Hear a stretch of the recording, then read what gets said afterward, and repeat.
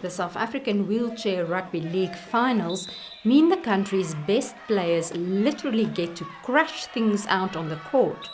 Okkie Anker of Pretoria dreamt of becoming a Springbok, like many of the country's rugby-playing boys. But he broke his neck during a high school match in 2011. Now he considers himself honoured to have played twice for the Springboks, South Africa's national wheelchair rugby team. From the first day I was just loving the game, and the contact and the adrenaline and pumping is almost the same as normal rugby. We faced the Haka 2 times in 2013 and 3 times in 2015. It was a great experience to still face the Haka and sing the national anthem.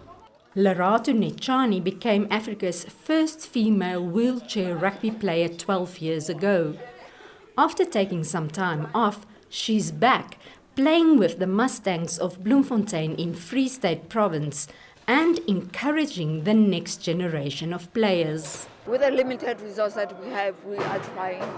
And I believe that the Lord is going to take us through to where we need to go.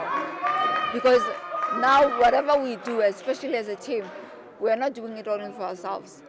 Playing wheelchair rugby is pricey. An imported specialized high-performance wheelchair alone costs just over $8,000. But a former Springbok and Mustang player developed a beginner's chair that costs about 1/5 the price of imported ones. If we have the means to, as I mentioned, as in South Africa, create awareness amongst the sport with cost-effective chairs, we can just as well do it in other countries, and one of these days have more African countries competing against each other. South African wheelchair rugby hasn't competed internationally since 2015 because it's simply too expensive. Officials say despite the cost, they are working to develop the sport across Africa. With our affiliation to South African Rugby Union and the other rugby unions in South Africa, we're now slowly starting to create further awareness. And once that awareness has got a good foundation, we're then looking at rolling that out into the rest of Africa. After plenty of sweat, the Mustangs lifted the trophy for the 4th time running in this year's South African Wheelchair Rugby League.